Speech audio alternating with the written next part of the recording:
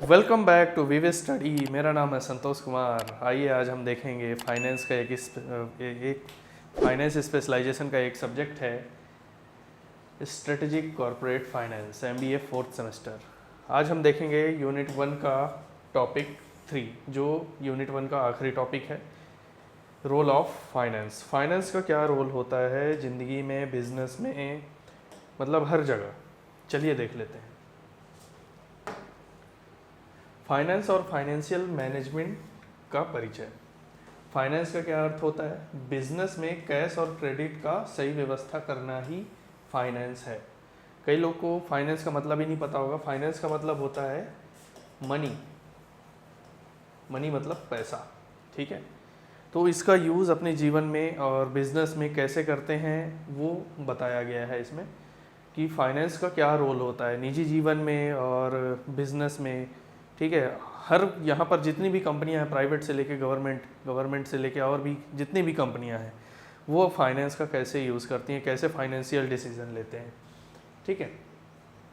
Business के objective आसानी से पूरे हो सकते हैं फाइनेंस का यूज़ करके। जैसे इंसान के शरीर में खून जरूरी है, वैसे ही बिजनेस को ज़िंदा रखने के लिए, आगे बढ़ाने के लिए फाइनेंस बहुत ज़रूरी है, मतलब पैसा बहुत ज़रूरी है।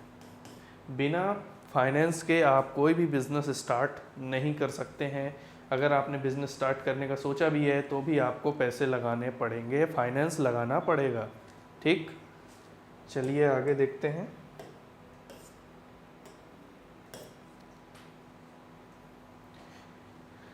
Types of finance. इसके मुख्य रूप पब्लिक फाइनेंस और प्राइवेट फाइनेंस। पब्लिक फाइनेंस में कौन आते हैं और प्राइवेट फाइनेंस में कौन आते हैं? देखिए, प्राइवेट फाइनेंस के अंदर पर्सनल फाइनेंस आता है। पर्सनल फाइनेंस, प्राइवेट फाइनेंस मतलब जैसे कि मैं एक व्यक्ति हूँ तो मेरा कोई पर्सनल फाइनेंस होगा, मेरी जितनी सैलरी होगी मैं उस हिसाब से खर्च करूँगा, ये मेरा पर्सनल फाइनेंस है। निजी फाइनेंस है, इसको दूसरों को बताने की ज़रूरत नहीं होती है, हमारा पर्सनल प्राइवेट होता है, ठीक है। प्राइवेट फाइनेंस होता है। लेकिन पब्लिक फाइनेंस सबको दिखाना होता है। पब्लिक फाइनेंस के अंदर गवर्नमेंट इंस्टीट्यूशंस आते हैं, जो सरकारी कर्मचारी होते हैं उनको सैलरी देना, उनके हर मेडिकल की सुविधा देना, सब कुछ जो आता है वो पब्लिक फाइनेंस के अंदर आता है। सरकारी संस्थाएं आती है, ठीक है। इसमें मुख्य रूप से सेंट्रल गवर्नमेंट और स्टेट गवर्नमेंट। आपने ST SC की जो स्कॉलरशिप है, देखिए ये सेंट्रल गवर्नमेंट और स्टेट गवर्नमेंट कैसे फाइनेंस का यूज़ करके ST SC के स्टूडेंट को स्कॉलरशिप देती है। सेंट्रल गवर्नमेंट 60% स्कॉलरशिप देती है, ठीक। और स्टेट गवर्नमेंट 40% स्कॉलरशिप देती है। किसको? SC ST के स्टूडेंट को। देखिए, ये पब्लिक फाइनेंस है जो सेंट्रल गवर्नमेंट और स्टेट गवर्नमेंट यूज़ करती है, ठीक। तो ऐसे करके फाइनेंस यूज़ किया जाता है ताकि सामने वाले व्यक्ति को बेनिफिट हो। ओके, अब देख लेते हैं। हमने ये देख लिया सेंट्रल गवर्नमेंट और स्टेट गवर्नमेंट, ये पब्लिक फाइनेंस के अंदर आते हैं। और एक आता है लोकल सेल्फ गवर्नमेंट, ठीक है। ये क्या होते हैं? ग्रामीण इलाकों में ये सर्विस देते हैं, जैसे कि public infrastructure, street light, water supply और एजुकेशन देना, सरकारी संस्थाएं, ये सब चीज़ें कौन करता है? लोकल सेल्फ गवर्नमेंट करती है, ठीक है। तो ये फाइनेंस का यूज़ करके ही कर पाते हैं। ऐसा नहीं है कि इनको फाइनेंस नहीं दिया, जहाँ पर फाइनेंस नहीं दिया जाता, फंड की कमी पड़ जाती है, तो वहाँ वाटर सप्लाई कम हो जाता है, इलेक्ट्रिसिटी सप्लाई कम हो जाती है, ऐसी कई चीज़ें हैं फाइनेंस की वजह से रुक जाती है। तो फाइनेंस दो प्रकार के होते हैं, एक पब्लिक फाइनेंस और एक प्राइवेट फाइनेंस।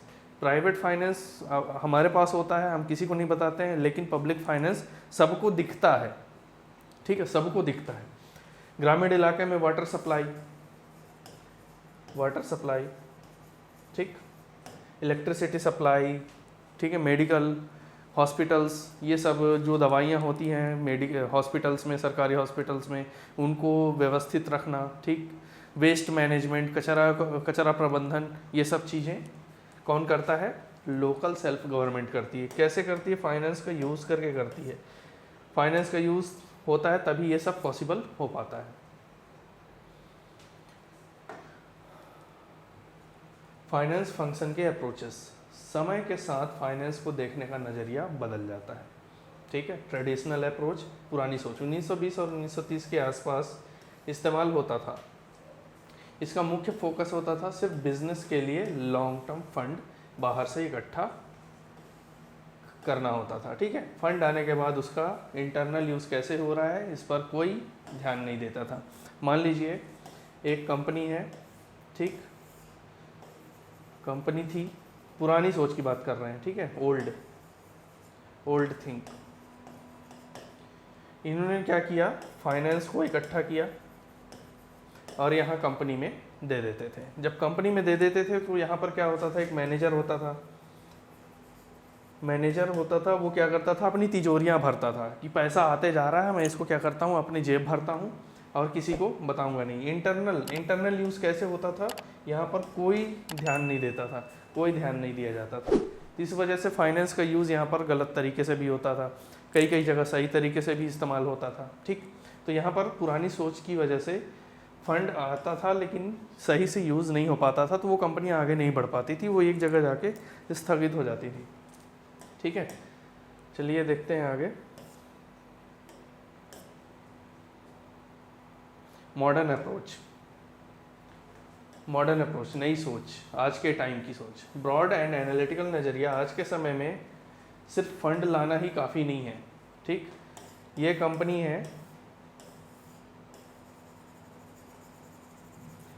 है, आपने इसको फंड दे दिया लेकिन इसका यूज़ करना ही नहीं आता, तो फिर क्या करोगे।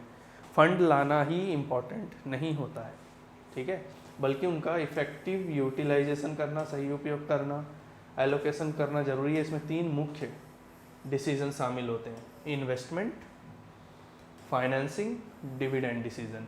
इसको हम आगे एक्सप्लेन करेंगे, इसको मैं अभी यहीं पर रोकता हूँ, इसको अभी एक्सप्लेन नहीं करते क्योंकि इसमें बड़ा टॉपिक है, मैं आगे एक्सप्लेन करूँगा। ठीक, चलिए तब तक आगे देख लेते हैं। फाइनेंशियल मैनेजमेंट के ऑब्जेक्टिव्स। देखिए, किसी भी बिजनेस का मुख्य लक्ष्य ऑनर शेयर होल्डर्स के इकोनॉमिक वेलफेयर को बढ़ाना है। इसके 2 मुख्य नज़रिए हैं। ठीक, पहला है प्रॉफिट मैक्सिमाइजेशन। इस अप्रोच का मानना है कि बिजनेस को हर हाल में प्रॉफिट बढ़ाना चाहिए। ठीक है, क्या प्रॉब्लम आ जाती है इसमें, कमी। यह अप्रोच स्पष्ट क्योंकि यह क्लियर नहीं होता है, शॉर्ट टर्म प्रॉफिट की बात हो रही है या लॉन्ग टर्म।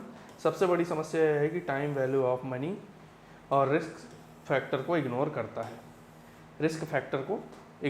है। मान लीजिए आपने एक कंपनी बनाई, ठीक, कंपनी बनाई 10 साल से चल रही है, 10 साल से चल रही है ये कंपनी, और आप सोचते हैं कि इसको ज़्यादा से ज़्यादा क्या देना है, प्रॉफिट देना है, ज़्यादा से ज़्यादा प्रॉफिट देना है। अगर कंपनी ने रिसर्च का बजट हटा दिया, रिसर्च का बजट अगर हटा दिया तो यहाँ पर क्या हो जाता है, रिसर्च का अगर बजट हटाएगा तो मान लो प्रॉफिट तो मिल जाएगा शुरू में, लेकिन ये कंपनी क्या हो जाएगी, पीछे हो जाएगी। तो यहाँ पर ये समझ में नहीं आता है कि यह शॉर्ट टर्म के लिए है या फिर लॉन्ग टर्म के लिए होता है। ठीक, सबसे बड़ी समस्या यही आती है। इसमें टाइम वैल्यू ऑफ मनी को और रिस्क फैक्टर को क्या करता है, इग्नोर करता है। अगर आपने रिसर्च बजट को हटा दिया तो उस साल वो प्रॉफिट कर लेगी, लेकिन अगले साल वो प्रॉफिट नहीं कर पाएगी, आपकी कंपनी पीछे रह जाएगी। क्यों? क्योंकि जब तक रिसर्च में बजट नहीं होगा, जब तक आप मार्केट में नहीं निकलेंगे रिसर्च करने के लिए कि कस्टमर को क्या चाहिए, अगर यही बजट आप निकाल दोगे तो कंपनी आपकी पीछे रह जाएगी। उस साल प्रॉफिट दे देगा लेकिन नेक्स्ट ईयर आपको प्रॉफिट नहीं मिलेगा, आपकी कंपनी पीछे रह जाएगी। ठीक, आगे चलते हैं। वेल्थ मैक्सिमाइजेशन, यह आज के समय का सबसे सुपीरियर उपयुक्त लक्ष्य। इसका एम कंपनी वैल्यू और शेयर मार्केट की प्राइस को बढ़ाना होता है। ठीक है, इसके फ़ायदे क्या हैं? यह एक लॉन्ग टर्म अप्रोच है। Future cash flow, time value of money और अलग अलग प्रोजेक्ट के रिस्क फैक्टर को अच्छे से कैलकुलेट करता है, जैसे कि एंजल वन हो गया, ये क्या करता है, एंजल वन पहले शुरू में अपना छोटे छोटे प्रॉफिट को क्या करता है, उस पर फोकस नहीं करता है, छोटे छोटे प्रॉफिट पर फोकस नहीं करता है, बल्कि अपने प्लेटफॉर्म की वैल्यू को बढ़ाता है। जब प्लेटफॉर्म की वैल्यू बढ़ेगी तो ऑटोमेटिक वेल्थ मैक्सिमाइजेशन हो जाएगा, मतलब जो शेयर होल्डर्स होंगे उनको प्रॉफिट होना चालू हो जाएगा। जैसे एंजल वन है और जेरोधा है, ऐसे कई चीज़ें हैं, कई प्लेटफॉर्म हैं, वो क्या करते हैं, शुरू में छोटा प्रॉफिट नहीं देखते, वो क्या करते हैं, long term approach, future cash flow, time value of money, अलग अलग प्रोजेक्ट रिस्क फैक्टर को अच्छे से कैलकुलेट करता है। ठीक है, जैसे ये रिस्क कैलकुलेट करता है तो ऑटोमेटिक शेयर की प्राइस बढ़ जाती है, जो लोग शेयर होल्डर होते हैं उनको प्रॉफिट ज़्यादा से ज़्यादा मिलना चालू हो जाता है। चलिए, 3 प्रमुख फाइनेंशियल डिसीजन, जैसा कि मैंने आपको बताया था,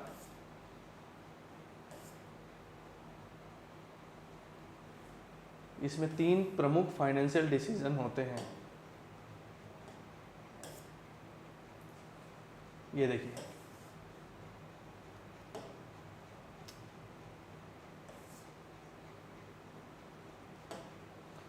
इन्वेस्टमेंट, फाइनेंसिंग, डिविडेंड डिसीजन। ठीक है, इसको हम डिटेल में देख लेते हैं।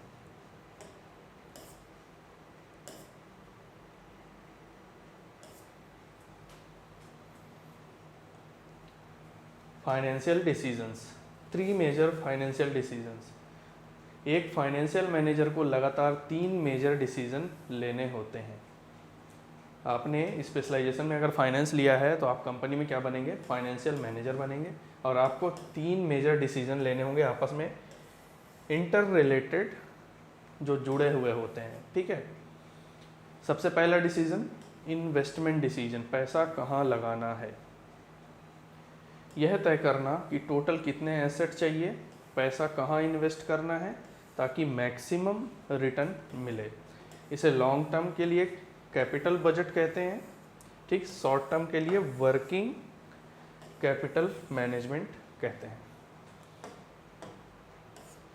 मान लीजिए आपने एक कंपनी चला रहे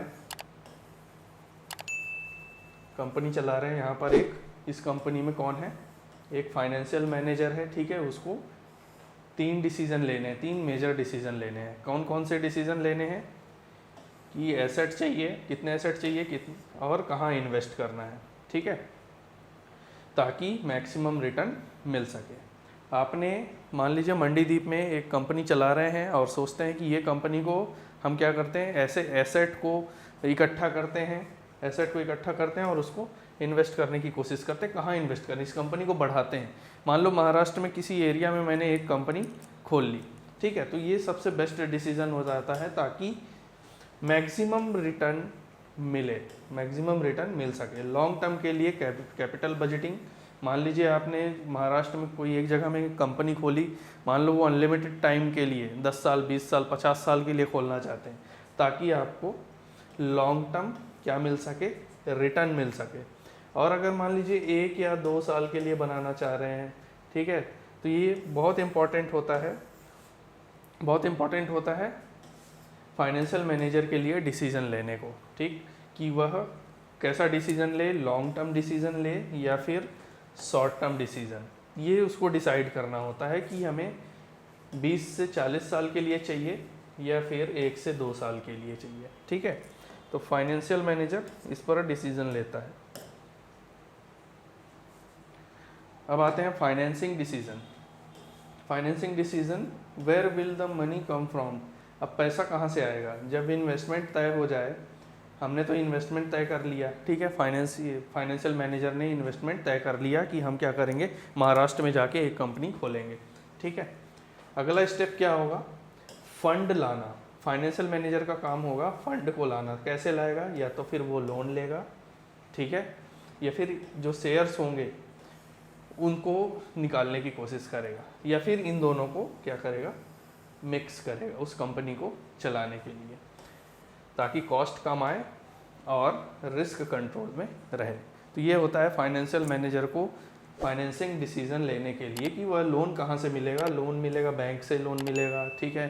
शेयर, अगर आपके पास शेयर है तो शेयर बेचकर वो पैसे लेके आ सकते हैं, या फिर इन दोनों को आप मिक्स कर सकते हो, बेस्ट मिक्स कर सकते हो अच्छे से चलाने के लिए, ठीक है, ताकि कॉस्ट कम आए और रिस्क कंट्रोल में रहे। चलिए आगे देख लेते हैं। Dividend decision, dividend decision, profit का क्या करना है, डिविडेंड डिसीजन, ठीक है। अब कंपनी ने महाराष्ट्र में एक जगह में क्या खोल लिया, दूसरी कंपनी खोल ली, मतलब उसी से रिलेटेड दूसरी कंपनी खोल ली। अब उसको लगातार प्रोजेक्ट मिलते जा रहे थे।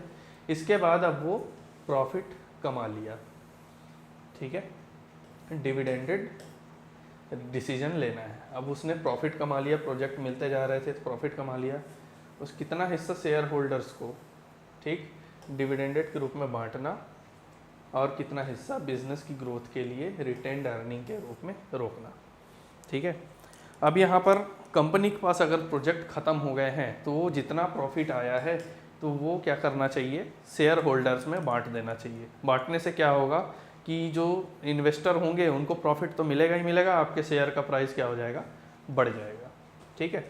और कुछ पैसे, अब मतलब कुछ फाइनेंस बिजनेस की ग्रोथ के लिए क्या करना है, रोक कर रख लेना है। तो ये सब किसके लिए होता है, फाइनेंशियल मैनेजर के लिए होता है। वो कंपनी को जीरो से हीरो बनाने के लिए, मतलब जीरो से टॉप तक ले जाने के लिए फाइनेंशियल मैनेजर की क्या होती है, बहुत ही बड़ी भूमिका होती है, ठीक है।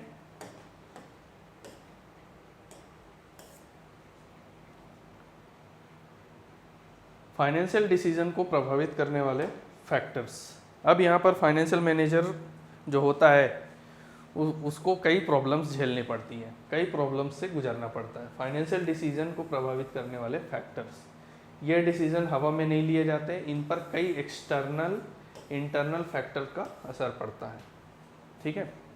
जाइए, एक्सटर्नल फैक्टर, बाहरी घटक, इकोनॉमी की स्थिति कैसी है, ठीक है, अपने देश की इकोनॉमी की स्थिति कैसी है, गवर्नमेंट की पॉलिसी चेंज हो गई तो फाइनेंशियल डिसीजन में रोक लग सकता है कि नहीं अभी गवर्नमेंट की पॉलिसी चेंज हो गई है तो हमें और कौन से अगले कदम लेने चाहिए, ठीक है। फिर टैक्सेशन पॉलिसी चेंज हो गई, कैपिटल मार्केट का स्ट्रक्चर चेंज हो गया, ठीक। टैक्सेशन मान लो 30% लगता था, 40% लगने लगा, या फिर 50% लगने लगा टैक्स पे करना, ठीक। तो ये इसमें भी कई बार रुकावट आ जाती है। तो इतना आसान नहीं होता है हमें फाइनेंशियल डिसीजन को, फाइनेंशियल मैनेजर को फाइनेंशियल डिसीजन लेने के लिए, ठीक है। फिर इसके बाद आते हैं इंटरनल फैक्टर्स, बिजनेस का साइज। अब अंदर भी प्रॉब्लम आती है, ये प्रॉब्लम मान लो सॉल्व हो गई तो एक इंटरनल प्रॉब्लम भी आती है, ठीक। बिजनेस का साइज बड़ा करना है तो उसके लिए बहुत से फंड की ज़रूरत पड़ेगी, उसका नेचर देखना पड़ेगा, एम्प्लॉई कैसे काम करना चाहते हैं, कि अगर हमने उनका ट्रांसफ़र कर दिया, ठीक है। कंपनी की एज, अगर कंपनी पुरानी होती जा रही है, लिक्विडिटी पोजीशन, वर्किंग कैपिटल की ज़रूरत, ये सब चीज़ें। वर्किंग कैपिटल की ज़रूरत मतलब कि जैसे लेबर को सैलरी देना, कर्मचारियों को सैलरी देना, ऐसी कई चीज़ें हैं जो हमें ध्यान में रख के फाइनेंशियल डिसीजन लेना होता है। फाइनेंशियल मैनेजर के लिए सबसे बड़ी चीज़ होती है एक्सटर्नल फैक्टर और इंटरनल फैक्टर को ध्यान में रखते हुए डिसीजन लेना, ठीक। तो ये था अपना,